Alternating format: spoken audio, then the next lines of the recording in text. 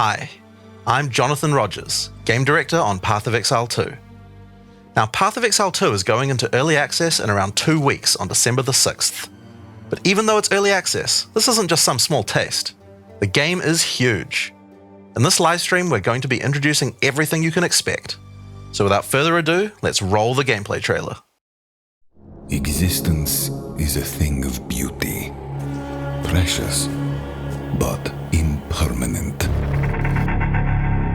Life and death are mortal enemies, and yet bound to one another. The continuation of life must be protected at all costs. Some have said, my methods are brutal. To this, I say, there can be no salvation without sacrifice.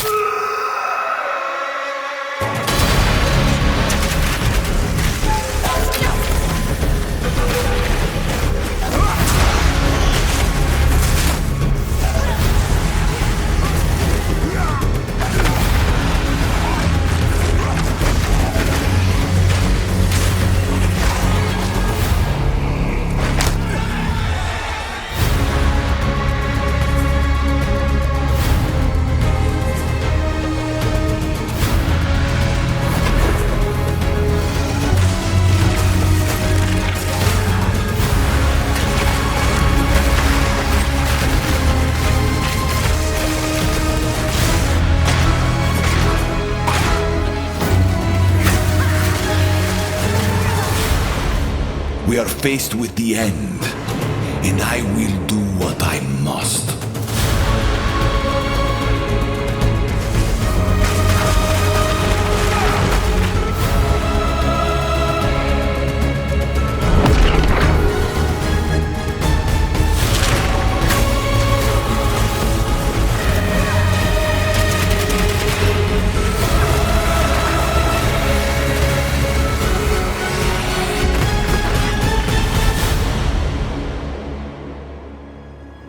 Those who obsess with death, let them soon be acquainted with it.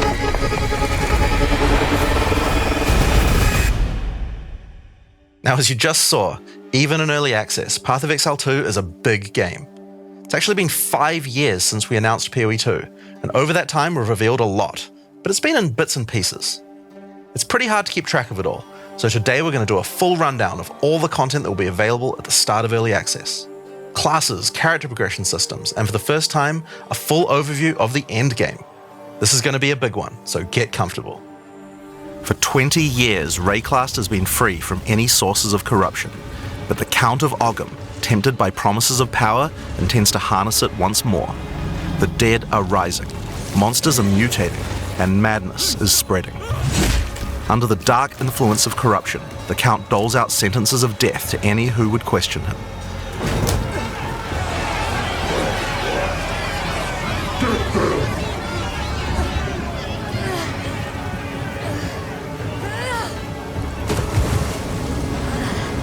And this is where you find yourself at the start of PoE 2.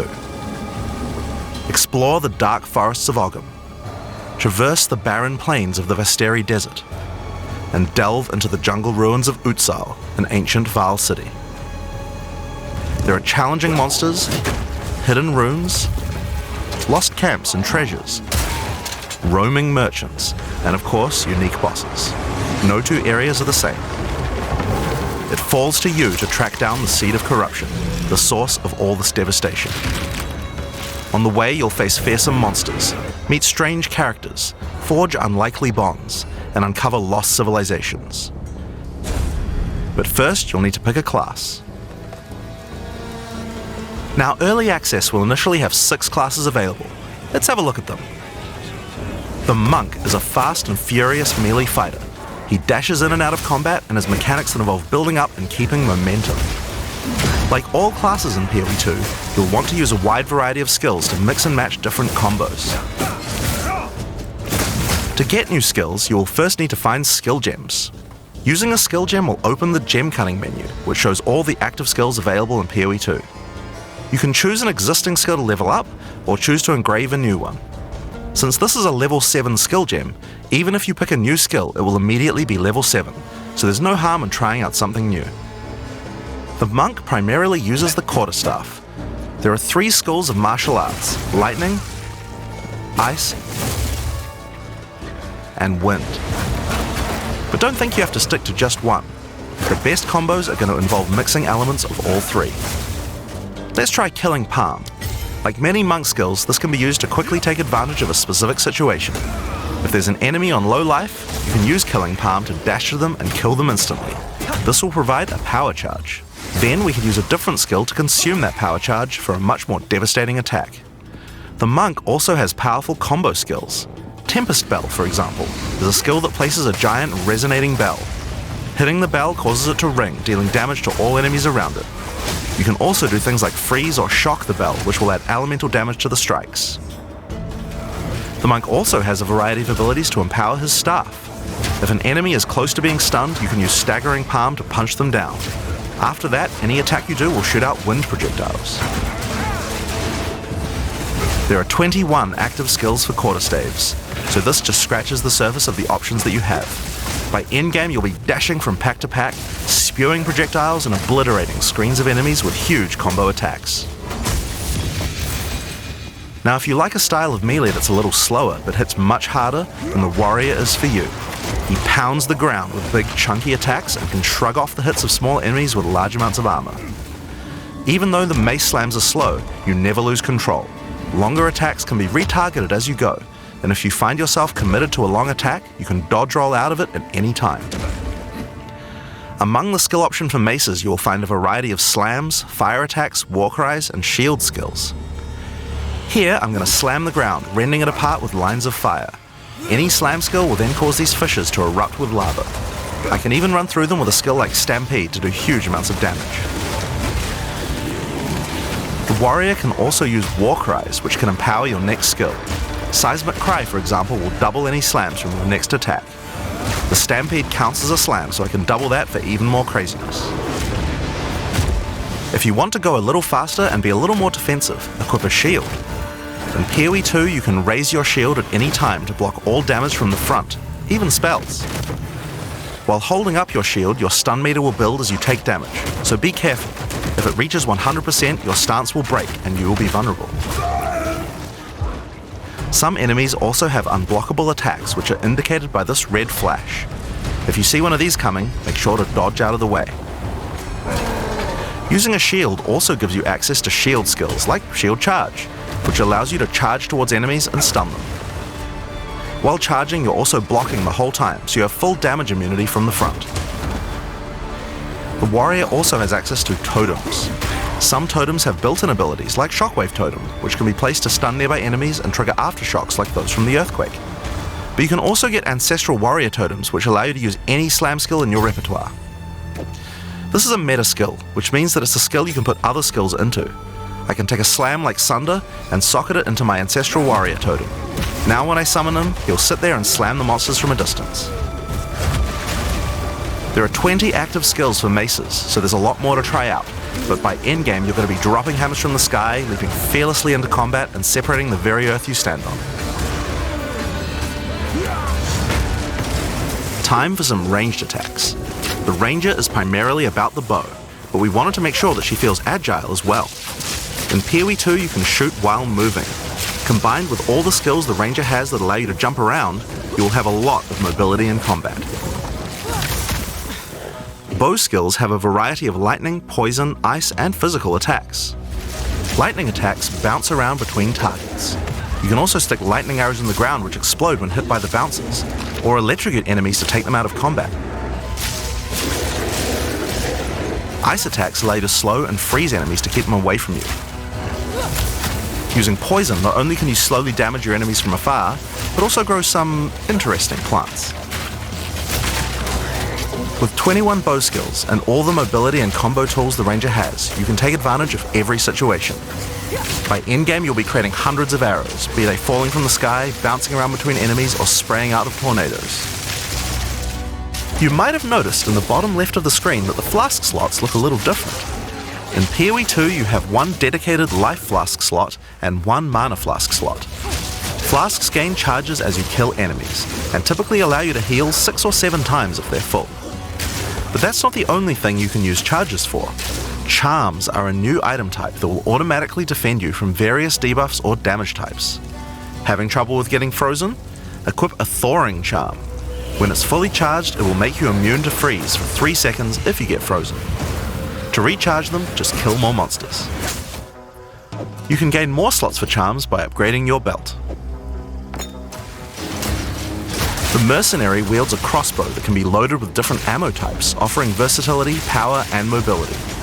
All classes in Path of Exile 2 can be controlled with WASD, which makes this class play exactly like a shooter. For the crossbow, you will find skills that work like shotguns, sniper rifles, assault rifles, and even grenade launchers. But not only that, there are a wide variety of more interesting elemental ammos too. It's very fast to switch between ammo types, so long as you already have them loaded, which makes the Mercenary able to combo abilities together for devastating effect. Use Glacial Bolt to create walls of ice to separate enemies, then switch to Fragmentation rounds to explode the ice, dealing massive AoE damage. If I come across an armored enemy, I could use armor-piercing rounds to break their armor, and then high-velocity rounds to take them down. Or perhaps I could fire a gas grenade to poison enemies before detonating the cloud with an explosive shot for massive damage. If you want to call in some suppressing fire, you can summon artillery ballistas. These have a minimum range, so you'll want to prepare your position carefully before moving in. There are 22 active skills for crossbows. By endgame, you'll be calling destruction down from the sky as you litter the battlefield with grenades and pepper your enemies with your automatic shotgun. If you're looking to take a back seat and let your minions do the work, then the Witch should be your choice. She can call forth hordes of undead monsters to fight for her, while casting powerful chaos spells that debilitate her enemies. Occult skills are some of the most varied in the game, with skeletons, noxious spells, specialty minions, curses, and sacrificial magic. Before we talk about minions, we'll have to talk about a new resource in Path of Exile 2 called Spirit. This is a Spirit Gem, which allows you to pick from a range of persistent skills. All classes have a variety of these skills which can add some very interesting effects, like Arctic Armor, which does cold damage to enemies that hit you, or Raging Spirits, which summon fiery skulls each time you cast a fire spell. For the Witch though, we'll want to be using our Spirit to create permanent minions. These minions will be revived automatically when they die, so you don't have to worry about resummoning them all the time. Here I'm using the skill screen to allocate which minions I would like in my horde. You can see the spirit cost of each one. Skeletal warriors are cheap but weak, useful for tanking damage and distracting enemies. But I want more heavy hitters in my army, so I'm going to unsummon some warriors and instead add skeletal arsonists. Permanent minions come with special active abilities called command skills. You can order these guys to detonate your own minions for even more damage and area of effect. If you want a bigger army, you'll need a scepter. This new weapon type is imbued with even more spirit, allowing you to summon even more friends. And if you want an even bigger army than that, you can take advantage of corpses to summon true hordes of minions. But what can a witch do while her army is at work? Well, she has a range of chaos spells to spread disease amongst your enemies, or bone skills to impale them. Or, you could curse them to make them weaker so your horde can take them down. There are 25 active occult skills. By the endgame, you will be the leader of a fearsome army of the dead, consuming everything in its path. The sorceress bends the elements to her will, using them to unleash devastation on her foes. This classic spellcaster weaves a flurry of elemental magic from afar. The elemental skills have everything you might expect and more. Fireballs, icy explosions, lightning storms, you get the idea. Each spell is unique and has many different ways to build and combo with others, even between different elements. For example, Flame Wall conjures a burning line that not only damages enemies, but also empowers all projectiles that pass through it. If you place a wall and fire lightning sparks through it, they'll gain extra fire damage. It's a good idea to take advantage of the ability to automatically swap weapons when you use certain skills. Having a special staff with bonuses to fire skills and another with bonuses to lightning skills can really power up a combo like this. The sorceress can also take advantage of powerful trigger gems.